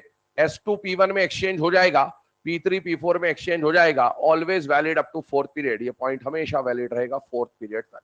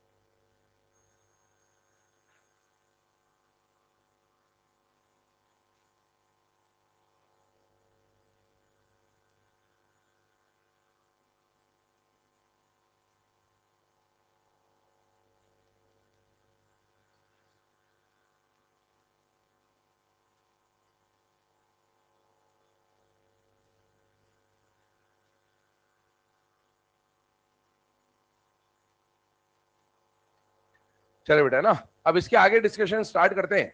पांचों फैक्टर जो थे वो हम लोगों ने डिस्कस कर लिए। अब इन फैक्टर्स के बाद हमें क्वेश्चन सॉल्व करने हैं। क्वेश्चन सॉल्व करने तो उसमें हम लोग स्टार्ट करेंगे। सबसे पहले मैंने आपको बोलता 6 टाइप के क्वेश्चन है। उन 6 टाइप में से सबसे पहला टाइप कौन सा आएगा बेटा? In a period. In a period में एस और पी ब्लॉक के बारे में पहले बात करेंगे हम लोग बेटा, और एस और पी ब्लॉक को समझने के बाद फिर हम लोग डी ब्लॉक और एफ ब्लॉक पे अलग अलग मूव करेंगे। ठीक है, मुझे बताइए एस और पी ब्लॉक की बात करें तो बेटा सबसे पहले कौन सा पीरियड हम लोग यहाँ पर डिस्कशन कर रहे हैं बेटा? सेकंड पीरियड, क्योंकि सेकंड पीरियड में सब और थर्ड पीरियड में भी सब आता है। सेकंड पीरियड का ऑर्डर मैं आपको समझा रहा हूं डिटेल में, थर्ड आपको बनाना होगा, मैं सीधे उसका रिजल्ट लिख दूंगा। ठीक है, समझ लीजिएगा ध्यान से। मुझे बताइए सेकंड पीरियड में जो एलिमेंट आते हैं वो कौन कौन आते हैं? Lithium, beryllium, boron, carbon, nitrogen, oxygen, fluorine और नियॉन। हम यहां पर दो ऑर्डर बनाएंगे, एक I1 का और एक I2 का। सुनते जाइए, समझते जाइए, अभी लिखना नहीं है, सुनते जाओ, ठीक है। मुझे बताओ, अगर आपको I1 का ऑर्डर बनाना है, किसका ऑर्डर बनाना है? I1 का। और एक हम लोग इसी सेकेंड पीरियड के एलिमेंट्स के लिए lithium, beryllium, boron, carbon, nitrogen, oxygen, fluorine, neon के लिए एक ऑर्डर हम लोग बनाएंगे, किसका? IE2 का। पहले तो ये बात क्लियर कर ले कि हमें दो ऑर्डर्स बनाने हैं इसके। पहली बात, मुझे एक बात बताओ, अगर मैं I1 बोल रहा हूं और अगर मैं I2 बोल रहा हूं, क्योंकि मुझे कॉन्फ़िगरेशन लिखना है, क्योंकि S2 P1 P3 P4 में एक्सचेंज होगा नहीं होगा, उसके लिए मुझे किसकी जरूरत पड़ेगी? कॉन्फ़िगरेशन की। और कॉन्फ़िगरेशन लिखना है मतलब वो इलेक्ट्रॉन पे डिपेंड करेगा कि कितने इलेक्ट्रॉन है या कितने इलेक्ट्रॉन थे। फीवर जैसा लग रहा, वाह। चलो इधर ध्यान दो। तो I1 और I2 की बात कर रहे हैं, ठीक है। कर लिया चेक? है बुखार? है? लो है? हाई कर दे उसको, दे दो तमाचे और गर्म हो जाएगी आराम, ठीक है। I1 और I2 की बात करते हैं, ठीक है ना। एक बात बताओ, I1 का मतलब क्या है? कितना इलेक्ट्रॉन निकल गया? निकल गया कि निकलना है? सोचो आराम से। I1 का मतलब क्या होता है? एक इलेक्ट्रॉन निकल चुका है या एक इलेक्ट्रॉन निकालना है? I1 का ऑर्डर बनाना है। I1 का ऑर्डर बनाना है। सोचो, I1 का ऑर्डर बनाना है। अभी आपसे एग्जाम में जब पूछा जाएगा ना ऐसे कि I1 का ऑर्डर बनाइए और I2 का ऑर्डर बनाइए, इसका मतलब यह होता है कि अभी तक एक इलेक्ट्रॉन निकला नहीं है। पहला इलेक्ट्रॉन निकालने के लिए कितनी एनर्जी लगने वाली है उसका ऑर्डर बनाना है। हाँ, दो तरीके होते हैं, दो बात होती है, ध्यान सुनिएगा। अगर मैं ऐसा बोलूं कि मैंने I1 दे दिया, इसका मतलब पहला इलेक्ट्रॉन निकल गया। लेकिन हम यहां पर जो ऑर्डर बना रहे हैं वो क्या बना रहे हैं कि I1 कितना देना है, इसमें से पहला इलेक्ट्रॉन निकालने के लिए कितनी एनर्जी लगेगी, इसमें से पहला इलेक्ट्रॉन निकालने के लिए कितनी एनर्जी लगेगी, उसका ऑर्डर आपको बनाना है। इसका मतलब I1 का मतलब, जब ऑर्डर का क्वेश्चन आएगा ना तो ध्यान सुनना, I1 का मतलब होगा without removing any electron, right electronic configuration, क्योंकि हमें कॉन्फ़िगरेशन लिखना है। I2 का मतलब क्या होगा? दूसरा इलेक्ट्रॉन निकालने के लिए कितनी एनर्जी लगने वाली। अरे दूसरा तो तब निकालोगे जब पहला निकल चुका होगा। तो I2 का मतलब क्या हो जाएगा? Remove one electron and right electronic configuration. तो पहले तो यह बात समझनी जरूरी है कि जब भी I1 का ऑर्डर बनाने को बोले, इसका मतलब है बिना इलेक्ट्रॉन निकाले कॉन्फ़िगरेशन लिखो और उस कॉन्फ़िगरेशन के बेसिस पे देखो H2 P1 P3 P4 वगैरह वगैरह। और जब I2 का ऑर्डर बोले तो एक इलेक्ट्रॉन निकालने के बाद का कॉन्फ़िगरेशन लिखो। अब मुझे बताओ, इसमें हम कॉन्फ़िगरेशन लिखते चलिए, बिना इलेक्ट्रॉन निकाले कॉन्फ़िगरेशन लिखना है। बताइए इसका कॉन्फ़िगरेशन क्या आएगा बेटा? 2s1, इसका क्या आएगा? 2s2, इसका क्या आएगा? 2p1, इसका क्या आएगा? 2p2, इसका क्या आएगा? 2p3, इसका क्या आएगा? 2p4, 2p5 और 2p6। अब मुझे बताओ, क्या इन सबके साथ जो आउटर मोस्ट शेल दिख रहा है आपको, वो 2 2 2 2 2 दिख रहा है कि नहीं दिख रहा है बेटा? दिख रहा है। इसका मतलब ये सेम पीरियड के हैं। किसके हैं भैया? आउटर मोस्ट शेल क्या बताता है? Period number. सबका आउटर मोस्ट शेल 2 है, मतलब सबके सब सेम पीरियड के। अच्छा मुझे बताइए, सेम पीरियड के लिए हमने फैक्टर क्या पढ़ा कि सेम पीरियड में यहां से यहां तक सारे सेम पीरियड है, लेफ्ट टू राइट जाने पर जेड इफेक्टिव बढ़ेगा, जेड इफेक्टिव बढ़ेगा तो आई भी बढ़ेगा, लेकिन साथ ही साथ एक्सचेंज होगा। कहां कहां पर? S2 and P1 and P3 and P4 में एक्सचेंज होगा। ये अब ध्यान सुनो, अगर यहां पर हम एक्सचेंज की बात कर रहे हैं तो ध्यान सुनिएगा, लेफ्ट टू राइट जाने पर बताइए सबसे कम आई किसका होना चाहिए था? लिथियम। अभी पहले मैं ऑर्डर बना रहा हूं गलत वाला। Lithium, beryllium, boron, carbon, nitrogen, oxygen, fluorine, neon. कायदा क्या बोल रहा है? लेफ्ट टू राइट जाने पर आई बढ़ना चाहिए। तो इसका मतलब है यहां से वहां तक लगातार आई बढ़ना चाहिए, लेकिन इस आई के बढ़ते वक्त दो जगह पर एक्सचेंज हो गया। कहां कहां पर एक्सचेंज हो गया बताइए? S2P1। क्या मुझे बेरिलियम बोरॉन याद करना है कि H2P1 याद करना है? S2P1। S2P1 में एक्सचेंज हो जाएगा और P3 P4 में भी एक्सचेंज हो जाएगा। और आप एक्सचेंज करिए तो इसमें दो चीजें आपस में इंटरचेंज हो जाएंगी। बेरिलियम बोरॉन का ऑर्डर बदल जाएगा और इसका भी ऑर्डर बदल जाएगा। यहां पर कौन आएगा? बोरॉन, यहां कौन आएगा बेरिलियम, यहां पर कौन आएगा ऑक्सीजन, यहां कौन आएगा नाइट्रोजन, और लेफ्ट टू राइट जाने पर आई बढ़ना है तो ये ऑर्डर आ जाएगा। मुझे बताइए इस ऑर्डर में मिनिमम आई किसकी आ रही है? लिथियम नहीं, NS1, मतलब alkali metal configuration. Alkali metal symbol की alkali metal configuration, alkali metal configuration. Maximum I period में किसकी आ रही है? Noble gas configuration. क्या ये बात समझ में आ गई है आपको? अब आगे बढ़ता हूं, अगले वाले केस पे आइए। मुझे बताइए यहां पर आपको इलेक्ट्रॉन निकालना है, कितना निकालना है? एक इलेक्ट्रॉन निकालने के बाद की कॉन्फ़िगरेशन निकली है। लिथियम में कितने इलेक्ट्रॉन होते? तीन, तीन में से एक निकल गया, बचे कितने? दो, दो का कॉन्फ़िगरेशन 1:2। बेरिलियम में कितने इलेक्ट्रॉन थे? चार, चार में से एक निकल गया, बच्चे कितने? तीन, तीन मतलब लिथियम बन गया, तीन मतलब लिथियम बन गया एक तरह से 2s1। अब क्या आगे इसी पैटर्न में लिख दूं? 2s2, 2p1, 2p2, 2p3, 2p4 और 2p5। अब मुझे बताओ अगर आप सिंबल देखते हो ना, तो सिंबल से तो अभी भी लिथियम और नियोन एक ही पीरियड के हैं, शक्ल से तो सब वही दिख रहे हैं जो ऊपर थे, तो आप तो वही ऑर्डर बना के आ जाओगे, जबकि ऑर्डर तो अलग बनना है। क्यों बनना है? क्योंकि बेटा ये है 1:2, इसका शेल नंबर 1 है बेटा, मतलब this belongs to first period, और बाकी सब 2 2 2 2 2 2 कौन से पीरियड के? सेकंड। हमने जो फैक्टर लिखा ना ये वाला, ये फैक्टर तभी लगता है जब एलिमेंट सेम पीरियड के होता है। आप देखो एरो मैंने कहां से चालू करा? बेरिलियम से। इस पे तो बात ही नहीं हो रही, इसको छोड़ दो, इसको भूल जाओ अभी थोड़ी देर के लिए। अब मुझे बताओ क्या ये सारे सेम पीरियड के एलिमेंट 2 2 2 2 2 वाले हैं या नहीं है बेटा? है। अच्छा, लेफ्ट टू राइट जाने पर सेम पीरियड में जो फैक्टर आप लगाते हो वो कौन सा फैक्टर होता है बेटा? Z effective. Left to right Z effective बढ़ेगा, आई बढ़ेगा, साथ ही साथ S2 P1 P3 P4 में क्या होगा? एक्सचेंज होगा, एक्सचेंज होगा। अब आप देखो अगर कोई सिंबल याद करके गया होगा, बेरिलियम बोरॉन, अगले साल यही मिलेंगे, तो इसीलिए सिंबल याद नहीं करना है, कॉन्फ़िगरेशन याद करना है। अच्छा मुझे बताओ आई बढ़ेगा, साथ ही साथ एक्सचेंज कहां कहां पर? S2 and P1 and P3 and P4 में क्या हो जाएगा? एक्सचेंज हो जाएगा बच्चों। अब ये एक्सचेंज हो जाएगा, भूल जाइए इसको, लिथियम को भूल जाइए।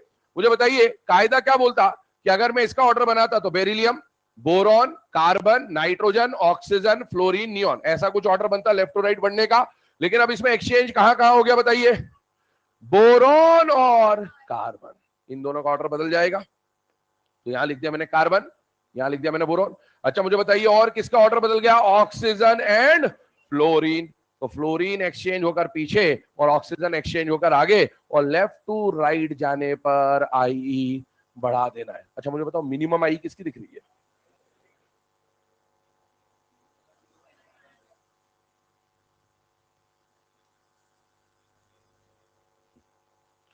Minimum I alkali metal configuration, symbol कुछ भी हो, NS1 वाले की, NS1 वाले की आई, NS1 वाले की आई मिनिमम होगी, और NP6 वाले की आई मैक्सिमम। अब यहां बताओ एक बात, यहां कोई NP6 है क्या? है ही नहीं। बाय चांस होता तो मैक्सिमम पे आता, है ही नहीं तो क्या करें? अच्छा एक और बात बताओ, अब कौन रह गया? लिथियम। क्या ये कॉन्फ़िगरेशन हीलियम की कॉन्फ़िगरेशन है? और अभी तो हीलियम के बारे में तो पूरी कहानी रामायण आपको सुना दी गई है पहले ही। हीलियम कॉन्फ़िगरेशन का आईई तो पूरे पीरियोडिक टेबल में सबसे ज्यादा, मतलब लिथियम को तो बिना कुछ सोचे समझे मेरे को आगे बढ़ा। सर आप तो हीलियम की बात कर रहे हो, आपने तो लिथियम रख दिया। हाँ लिथियम रख दिया क्योंकि लिथियम की कॉन्फ़िगरेशन ही तो हीलियम की कॉन्फ़िगरेशन बन चुकी है। क्या ये बात समझ में आ रही है? तो ये ऑर्डर बन जाएगा, ये मैक्सिमम क्यों? क्योंकि ये कौन सी कॉन्फ़िगरेशन है बेटा? Helium configuration. छापिए इसको।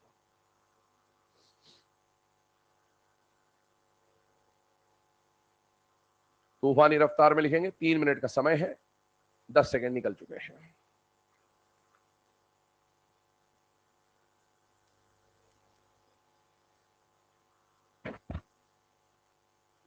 तो इस शनिवार को आपका इम्तिहान है, ठीक है।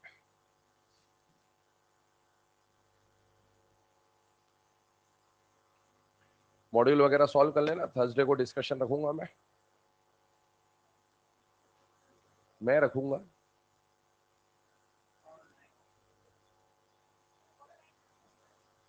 डिस्कशन भी रखा जाएगा और आगे की चीजें भी पढ़ी जाएंगी ऑफलाइन। हाँ बिल्कुल।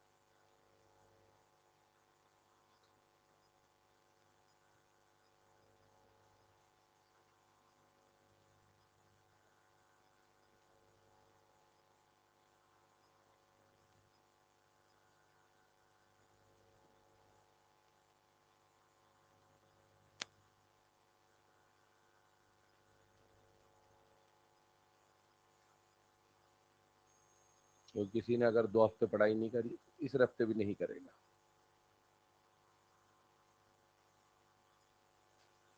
तो कोई अगर इस इंतजार में बैठा हो कि थर्सडे को मैं सारी पढ़ाई कर लूंगा या कर लूंगी, तो बेटा ये महज एक इत्तेफाक है, वहम है आपके दिमाग का।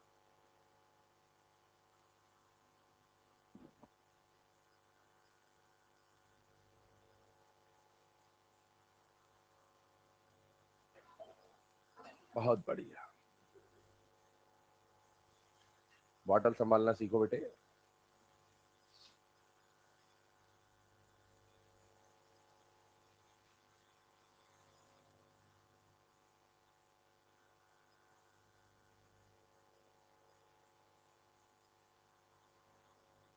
अंतिम 15 सेकेंड।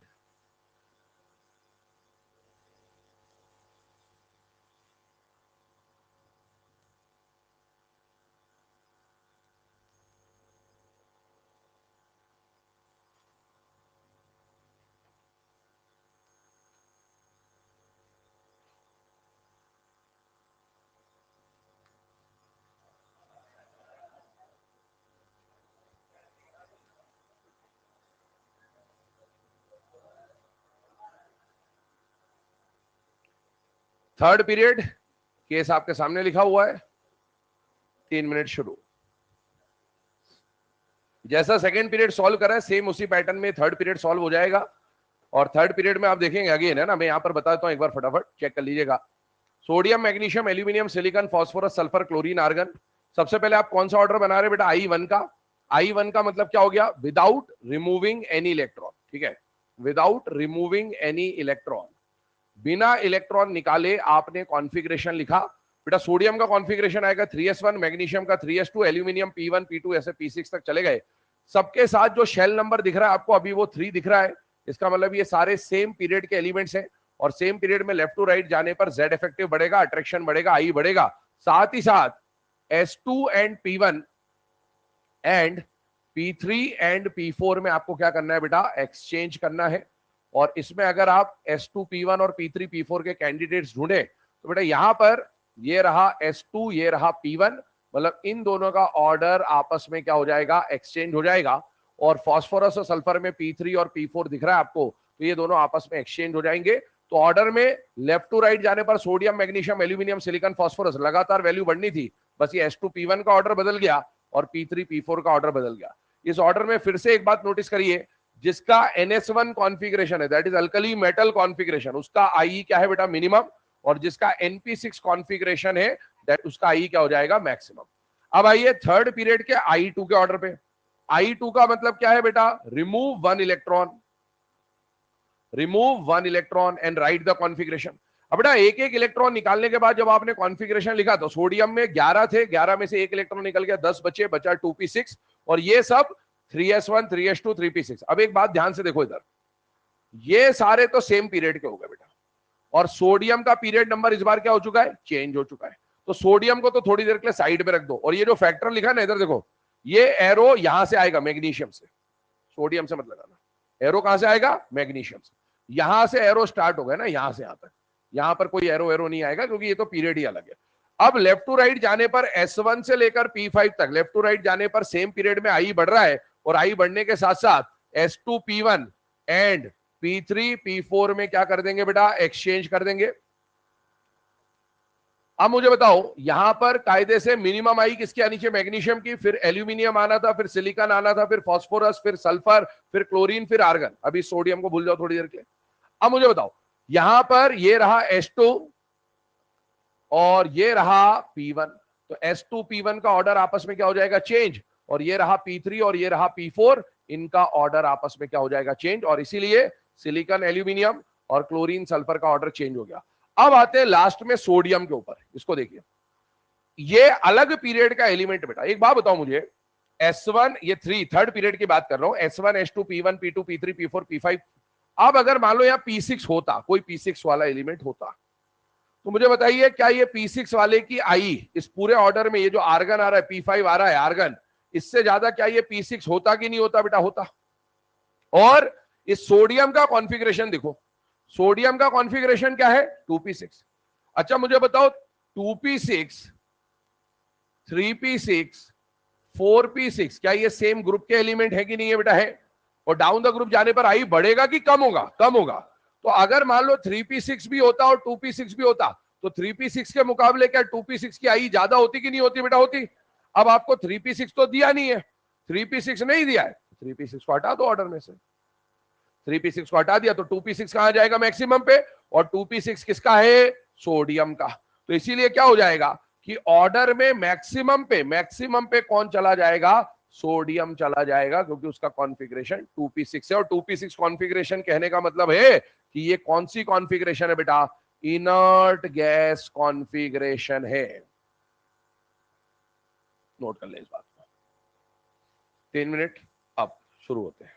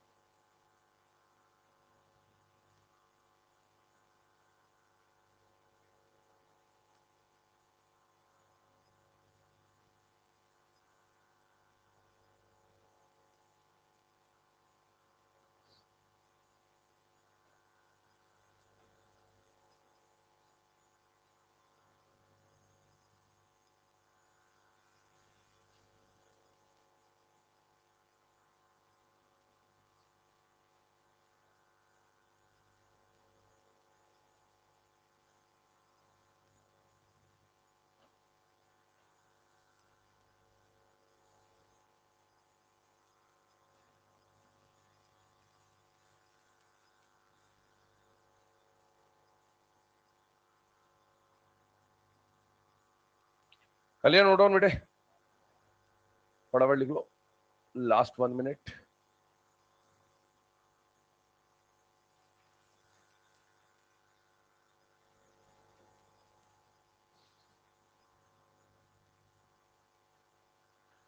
अच्छा सबसे ज्यादा बार एक बात समझ ले, नीट में जो क्वेश्चन पूछा गया है ना पीरियड का, वो ये वाला क्वेश्चन है।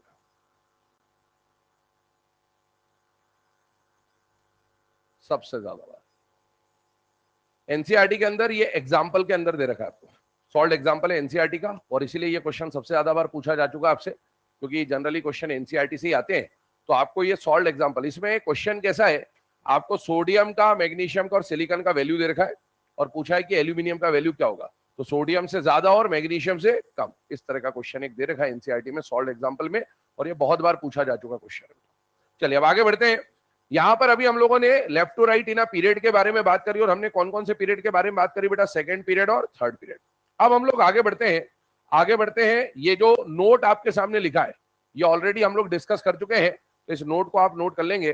Point number 1, point number 2, point number 3, किसी भी पीरियड में मिनिमम आई किसकी होगी बेटा? अल्कली मेटल की कॉन्फिगरेशन, है ना, ध्यान रखिएगा कॉन्फिगरेशन की बात हो रही है।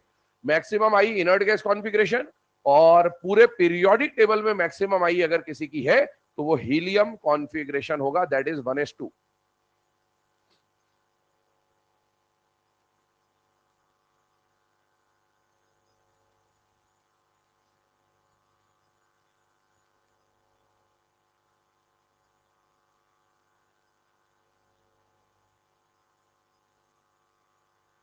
पंद्रह सेकेंड और बचे हैं, 3 लाइन 30 सेकेंड खत्म।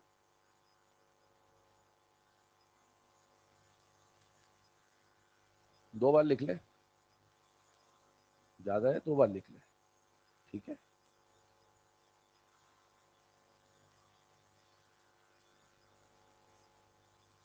अगले साल लिखेगा, इससे अच्छा यही लिख ले दो बार।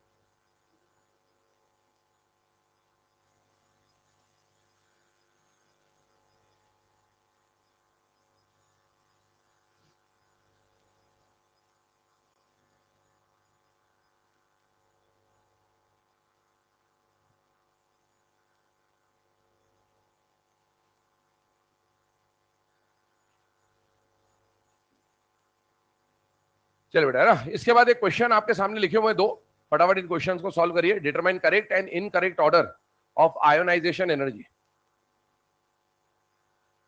पहले वाले क्वेश्चन में जो 4 पॉइंट दे रखे हैं वो ऑप्शंस नहीं है, उनको इंडिविजुअली चेक करना है कि इनमें से कौन सा ऑर्डर करेक्ट है, कौन सा ऑर्डर इनकरेक्ट है। दूसरे को भी चेक करना है कि ऑर्डर करेक्ट है या इनकरेक्ट है। ऐसे इनमें से हो सकता है मोर देन वन करेक्ट हो, मोर देन वन इनकरेक्ट हो, तो इंडिविजुअली चेक करिए पहले वाले क्वेश्चन में कौन सा ऑर्डर करेक्ट है, कौन सा ऑर्डर इनकरेक्ट है। क्या कॉन्सेप्ट लगा रहे हैं आप, उसको ध्यान में रखें। डिस्कशन जब होगा चेक कर लीजिएगा, क्रॉस वेरीफाई कर लीजिएगा कि आपने जो कॉन्सेप्ट सोचा था, जो लॉजिक सोचा था, वो सही है या गलत है।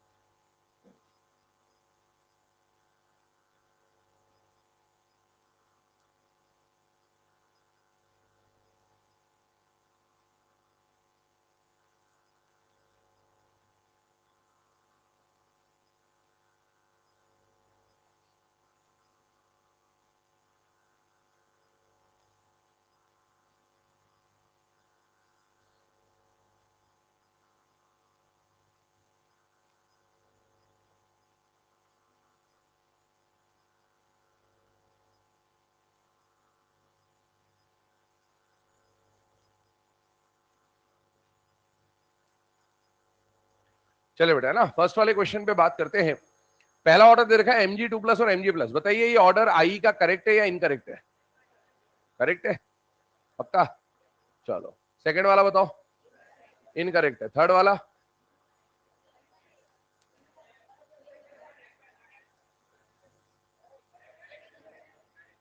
ये तो इसमें तो किसी और का कोई आंसर आ रहा है क्या?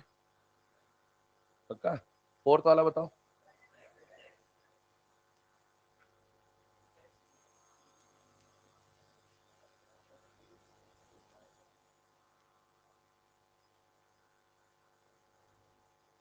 है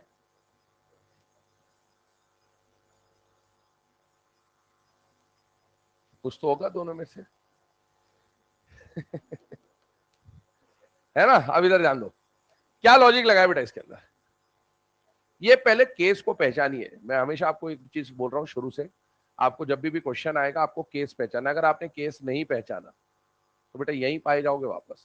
और मैं नहीं चाहता यहाँ पाए जाओ वापस, है ना। ये बोलने के पीछे मतलब कोई ऐसा वो नहीं है, पर ये यही है कि इससे आपको थोड़ा सा घबराहट होती रहनी चाहिए कि भाई अपना एक साल बर्बाद होगा बेटा। पैसे बर्बाद होंगे सो अलग, जीवन का एक साल बर्बाद होगा जो आप कॉलेज में बिता रहे होंगे। कॉलेज में एक साल जाके वहां बर्बाद कर सकते हो, कोई परेशानी नहीं। वहां भी फेल हो सकते हो, कोई वो थोड़ी है। ठीक है, पर यहाँ मत हो। तैयारी करें तो बढ़िया तरीके से करें, लॉजिक समझिए कि किस तरह से अप्रोच करना है, क्योंकि ये होता है क्या, हर सब्जेक्ट का टाइम होता है। मतलब कोई ऐसा आपको है ना, हर व्यक्ति को हर सब्जेक्ट उतनी आसानी समझ नहीं आ सकता। हर सब्जेक्ट को समझने का, पढ़ने का टाइम होता है, और आपको सब्जेक्ट के पीछे उतनी मेहनत करनी पड़ेगी। जैसे मान लो आपको बायो पढ़ना है या केमिस्ट्री पढ़ना है या फिजिक्स पढ़ना है, उसको 1 साल उसका सीखने का टाइम है, तो वो 1 साल देना ही पड़ेगा आपको, चाहे जब दे दो, इस साल दे दो, अगले साल दे दो, उसके अगले साल दे दो, उसके अगले साल दे दो। आपको अगर क्लियर करना है नीट, तो आपको वो समय देना पड़ेगा, और वो समय जितनी जल्दी दे दोगे उतना बढ़िया है आपके लिए, क्योंकि आगे आपको उतना कम टाइम देना पड़ेगा सब्जेक्ट को। ये बात हमेशा ध्यान रखिए। बेटा एक बात बताओ, इसका टाइप पहचानो, ये कौन सा टाइप है बेटा? 6 टाइप में से कौन सा टाइप है? अबे ये कौन सा आइसो इलेक्ट्रॉनिक है बे?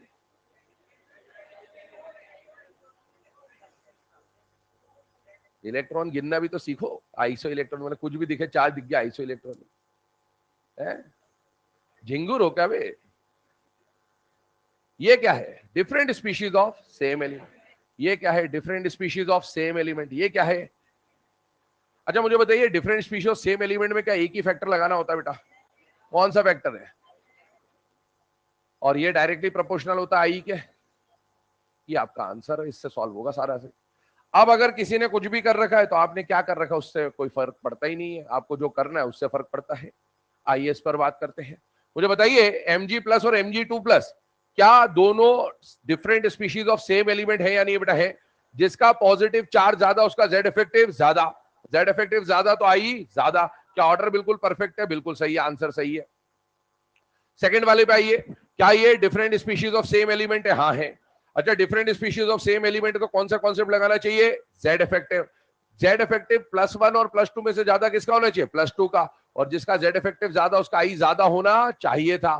तो ये ऑर्डर उसका उल्टा दे रखा है, मतलब ये इनकरेक्ट है। इन दोनों में से किसका जेड इफेक्टिव ज्यादा? +4 का। जिसका जेड इफेक्टिव ज्यादा उसका आई ज्यादा होना चाहिए था। ये ऑर्डर भी इनकरेक्ट है और ये ऑर्डर करेक्ट है। अब इसमें गलतियां किसने करी होगी? जिन्होंने इसको कॉन्फ़िगरेशन से सॉल्व किया होगा। गलतियां कौन करेगा? जिन्होंने इसको कॉन्फ़िगरेशन से सॉल्व किया होगा ना, उन्होंने गलती करी होगी। देखिए जैसे Na+ और Na2+ की बात करूं, तो Na+ का कॉन्फ़िगरेशन आपको क्या दिखेगा? 2p6, और इसका कॉन्फ़िगरेशन क्या दिखेगा? 2p5। अब आप सोचोगे कि ये तो इनर्ट गैस कॉन्फ़िगरेशन है, और इनर्ट गैस कॉन्फ़िगरेशन तो इसका आई ज्यादा होना चाहिए। पर पहले ये भी तो समझो कि इनर्ट गैस कब देखना है? जब एलिमेंट अलग अलग होते हैं।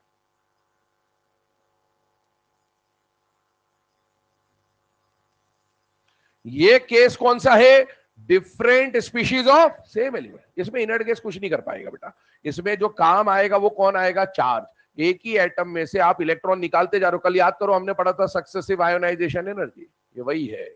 M से M+ बना, M+ से M2+ बना, M2+ से M3+ बना। क्या सक्सेसिव आई बढ़ेगी या कम होगी बेटा? बढ़ेगी। इसको आप सक्सेसिव आई से भी सॉल्व कर सकते हो, इसको आप जेड इफेक्टिव से भी सॉल्व कर सकते हो, लेकिन हम सक्सेसिव से मैं इसलिए नहीं बोल रहा हूं क्योंकि हमने ऐसे केसेस के लिए फैक्टर डिसाइड कर ही रखा है कि जब भी different species of same element आए क्या लगाना है? जेड इफेक्टिव लगाना है, और इसीलिए हम उसी से सॉल्व कर दे रहे हैं। वरना सक्सेसिव आई से भी करो।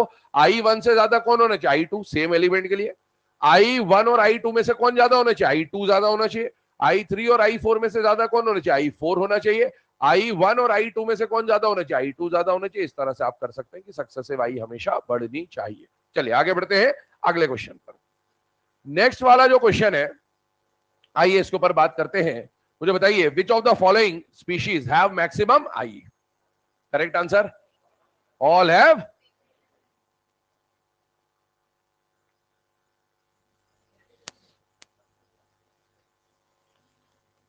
एग्जाम में कब खेल जाएगा आपके साथ आपको समझ में नहीं आएगा अगर आपने टाइप्स को नहीं पहचाना तो।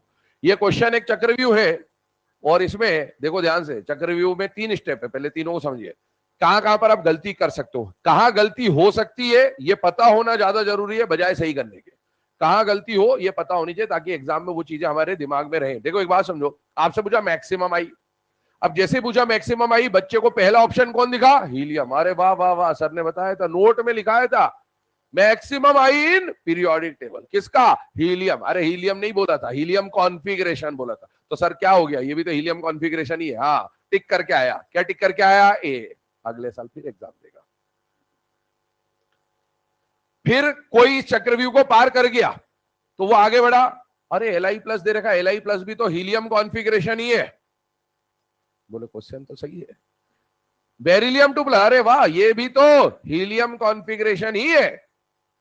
वो तीनों तो हीलियम हीलियम हीलियम है, और हीलियम की आई तो पीरियोडिक टेबल में सबसे ज्यादा, तो इसकी भी सबसे ज्यादा, और इसकी भी सबसे ज्यादा, और इसकी भी सबसे ज्यादा। आंसर लगा के आते डी, अरे तीनों ही तो हीलियम है। अगले साल फिर एग्जाम देगा। अब एक बात समझो, क्या ये तीनों आपस में आइसो इलेक्ट्रॉनिक है या नहीं है? अरे अगले साल एग्जाम कब देगा? जब एग्जाम में ये करके आएगा, अभी नहीं है ना। हाँ, तो आइसो इलेक्ट्रॉनिक है। और क्या आइसो इलेक्ट्रॉनिक के लिए यही वाला कॉन्सेप्ट लगता है कि नहीं लगता बेटा? लगता है। और बताइए, आइसो इलेक्ट्रॉनिक में तीनों में से सबसे ज्यादा पॉजिटिव चार्ज किसका है बेटा? बेरिलियम का। और जिसका पॉजिटिव चार्ज सबसे ज्यादा, उसका जेड इफेक्टिव सबसे ज्यादा, और जेड इफेक्टिव सबसे ज्यादा, तो आई भी क्या हो जाएगा? सबसे ज्यादा। नोट कर लीजिए इस बात को। ये दोनों क्वेश्चन लिखने के बाद बाजू में नोट बना के लिखना, स्टेटमेंट लिखवा देता हूं ताकि जब पढ़ें तो क्लियर रहे ये बात आपको। नोट बना के लिखिएगा। For iso electronic species, for isoelectronic species and for different species of same element, for isoelectronic species and for different species of same element, for isoelectronic species and for different species of same element, always use Z effective, always use Z effective, never use electronic configuration, never use electronic configuration. अगर different species of same element है और अगर iso electronic है, तो मैंने अभी आपको बताया था यहां पर लिख के सोडियम और Na+ वाली कॉन्फ़िगरेशन वाला। तो ऐसे क्वेश्चंस में बेटा आपको कॉन्फ़िगरेशन से सॉल्व नहीं करना है, आपको किससे सॉल्व करना है बेटा? जेड इफेक्टिव से। जिसका जेड इफेक्टिव ज्यादा, उसका आई क्या हो जाएगा? ज्यादा। ठीक है, अभी ये जो केस हमने पढ़ा, इसके बाद आते हैं अगले केस की तरफ। ये फटाफट नोट कर लें स्लाइड को, फिर इसके बाद अगले क्लास में देखेंगे आगे। ध्यान सुनिएगा, क्या कंडीशन है। इन अ पीरियड समझने के बाद हमें क्या समझना बेटा? In a group. एक बात बताइए, top to bottom in a group जाने पर हमने जो फैक्टर डिसाइड किया है वो क्या फैक्टर है बेटा? Shell number. शेल नंबर को ही हमने अब क्या नाम दे दिया बेटा? Atomic radius. Top to bottom जाने पर रेडियस बढ़ता है, और रेडियस बढ़ेगा तो अट्रैक्शन कम होगा, क्योंकि न्यूक्लियस से आउटर मोस्ट शेल का डिस्टेंस बढ़ रहा है। तो इलेक्ट्रॉन को निकालना आसान या मुश्किल? आसान। और आसान काम को कराने के लिए एनर्जी क्या देनी पड़ेगी? कम। याद करिए, रेडियस के अंदर दो तरह के ग्रुप्स पड़े थे, विद कॉन्ट्रैक्शन, विदाउट कॉन्ट्रैक्शन। ये ग्रुप देखो जरा, मतलब इनमें तो कोई भी एक्सेप्शन रेडियस के अंदर है ही नहीं। इनमें तो नीचे जाने पर लगातार साइज बढ़ेगा, और साइज लगातार बढ़ेगा तो आई लगातार कम हो जाएगी। तो इसको नोट कर ले, ये अपने विदाउट कॉन्ट्रैक्शन वाले ग्रुप्स यहाँ कंप्लीट होते हैं। विद कॉन्ट्रैक्शन से हम लोग कल स्टार्ट करेंगे आगे, और कल आई निपटा के फिर ईए पे पहुंच जाएंगे।